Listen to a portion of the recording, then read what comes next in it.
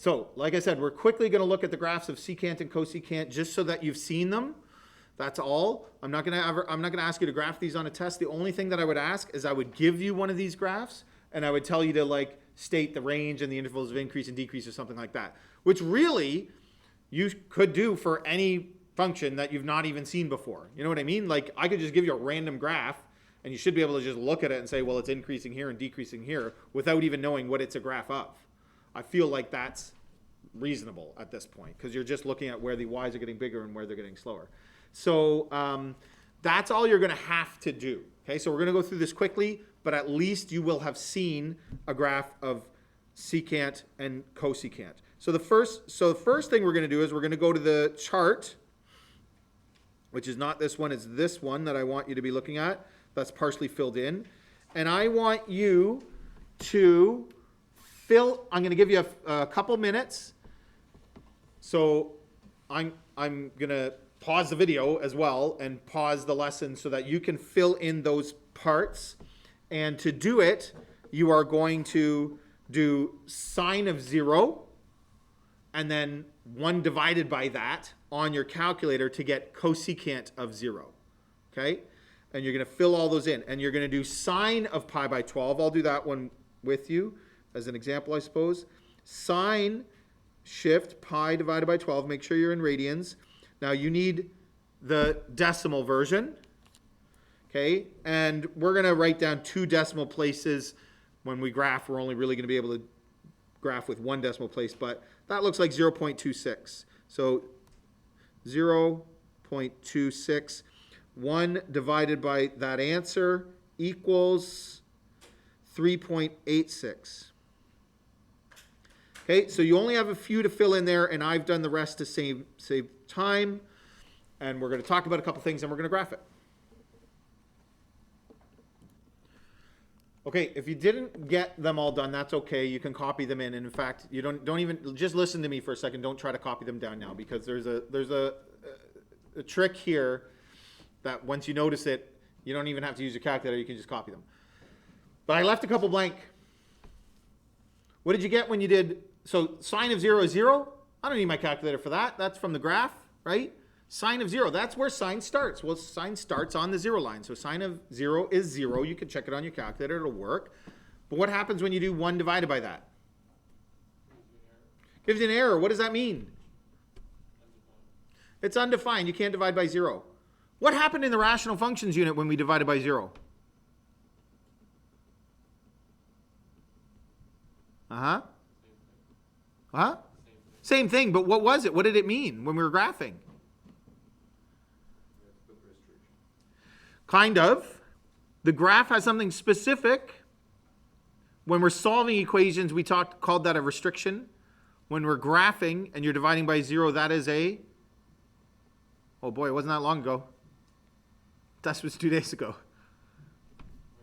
A vertical asymptote, right? 0 on the bottom is a vertical asymptote. Interesting. So I just call this undefined for the purpose of that, UND, because it fits in the box. Sine of pi by 2? I mean, again, from the graph, we've got the graph of sine right here. There's pi by 2. It's 1, right? It's 1. And the reciprocal of 1 is? 1. We talked about this when we did reciprocal graphs. Reciprocal functions, not rational functions, but reciprocal functions. And what else do you notice? Did you notice a pattern in the numbers? Did you notice that they repeat? Okay, so that's why I'm not going to make you do all of them because they're just repeating. But take a look. As these numbers go up, these numbers are going down, but they're the same numbers. Okay? And so, of course, the reciprocals are going to be the same. And then what happens? They repeat again, but they're negative. Because sine has a lot of symmetry that way, doesn't it? Right? It's going up at the same rate it's going down on the other side of the peak. And then the bottom part is kind of like a reversed, flipped mirror image of the top part, right? There's a lot of symmetry there, and those numbers show that. So you can just copy the numbers that are typed into the handout to get your numbers here if you didn't get them all. So you can do that after. before we plot these points, but you are going to plot these points onto your graph, and that's how you'll do the properties that are on the other page of the lesson. I want to show you a demo, so I want you to put your pencil down and just watch. So here is the graph of sine. See that? And I can keep going. And the circle, I don't really know why the circle's there, just to remind us of how the angles of standard position, that arm that's rotating around the circle, how it's related to the sine graph. But we're looking at this. With our work that we did with reciprocal functions in the previous unit, sine is really small. Cosecant is the reciprocal of sine. So if sine is really small, its reciprocal will be?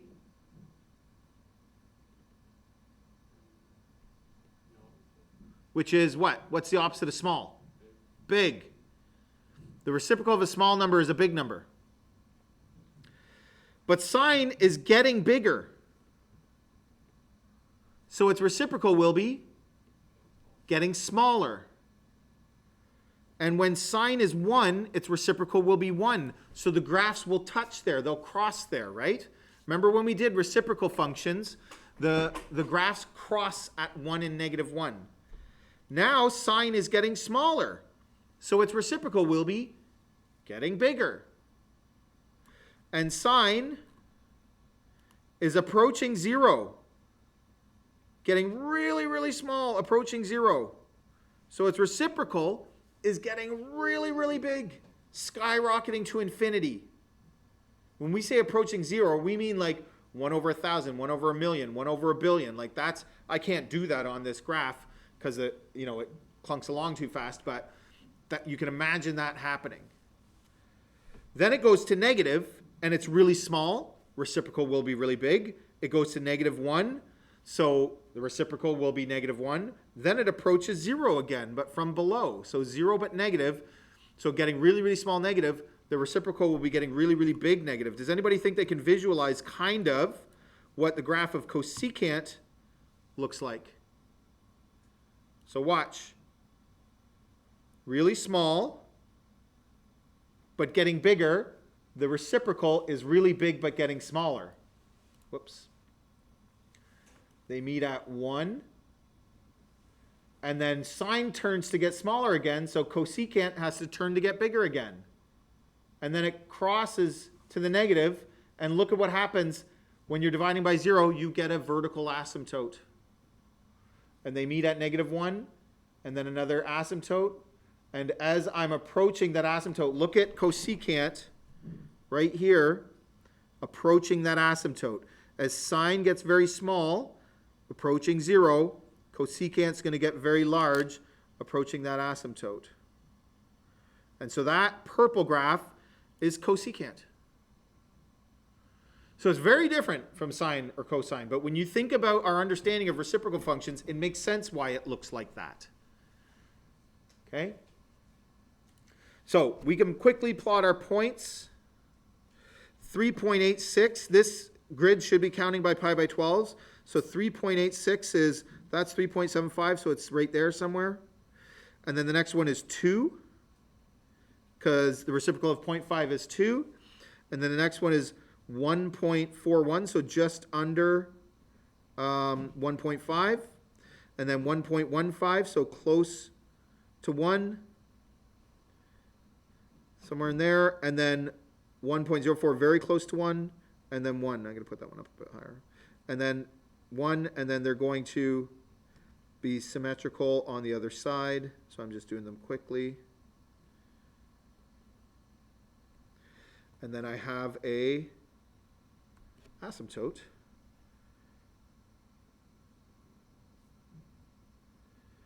Right here.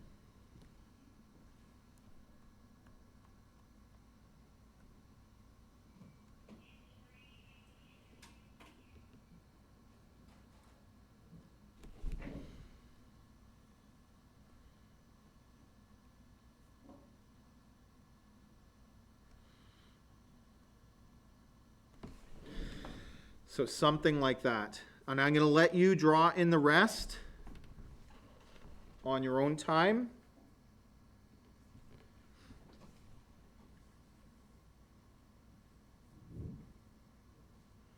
The other part is going to be the same but down below.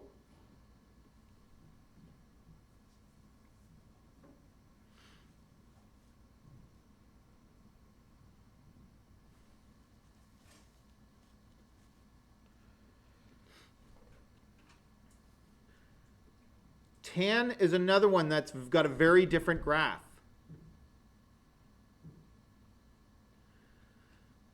But with tan, it's like a rational function. Tan is sine over cosine. If you remember that from the identities in grade 11. Maybe we'll talk more about this in the next unit when we do identities. Tan is sine over cosine. So when cosine is 0, the bottom is 0, tan will have an asymptote. When sine is 0, the top is 0, tan will have an x-intercept. So it's going to go from the x-intercept of 0 to approach an asymptote. Okay, so you could just graph, and maybe I'll show you in a little bit, I'll show you after, I'll just put up a graph of it, but you could just graph it with technology and think about why tan looks the way it looks. And it's because it's sine over cosine. So again, our thinking of rational functions and x-intercepts and asymptotes would help with that.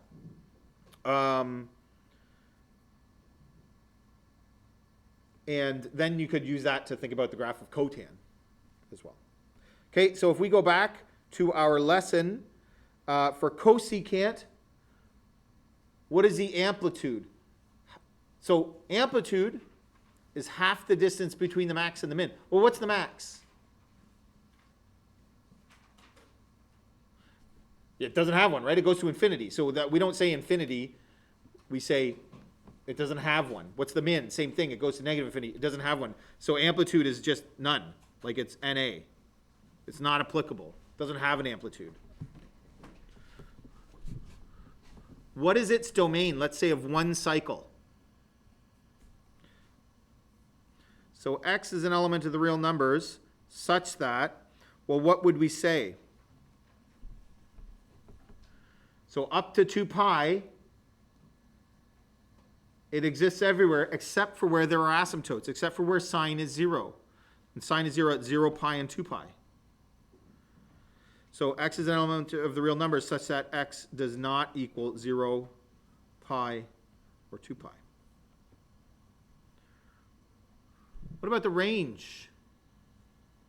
Now the range is actually interesting.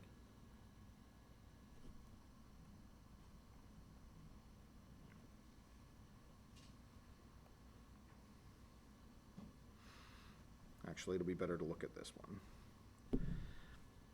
Where does the purple graph exist and where does it not exist?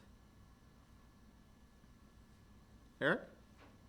It's everywhere but in between -1. Very nice. Right? So it doesn't exist, it doesn't exist anywhere in here. So what we would probably say is we would say y is less than or equal to -1 because it does equal -1, and y is greater than or equal to 1. That's how we would tend to write that. What is the period? So how long until, I skipped that one, I didn't do these in order, I guess. How long until it repeats? Well, I would say this is repeating that part, and then this repeats that. So its period is the same. And folks, that makes sense. It has to be the same. Like, it's the reciprocal of a periodic graph. So it will repeat when the original graph repeats. Right? So it's 2 pi. Same as sine. Interval of increase. Whoops. And again, this one is maybe the part that you would be asked on a test. Like, I might ask for the range as well. Okay? Probably not domain, I don't know, maybe. Well, it's increasing. What point is this? This is pi by 2. So it's increasing from pi by 2 to pi, and after pi to 3 pi by 2. And it's decreasing from 0 to pi by 2, and then from 3 pi by 2 to 2 pi. Right? So it's broken up into a bunch of chunks, partly because of the asymptotes, but partly because it's changing direction. So interval of increase from pi by 2 to pi, and from pi to 3 pi by 2. That's where it's increasing. And it's decreasing everywhere else from 0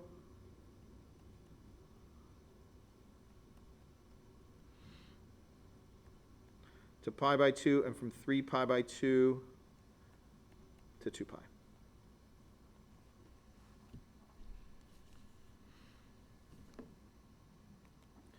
So for your homework, on the back of the chart page, I think all of the work is basically done for you if I recall, but plot the points and do the same thing for secant, which is the reciprocal of cosine, and you'll notice it's similar but shifted from the one that we just did, right? So get yourself a little bit familiar with that. Just plot the points and then on this sheet, oops, I paused it.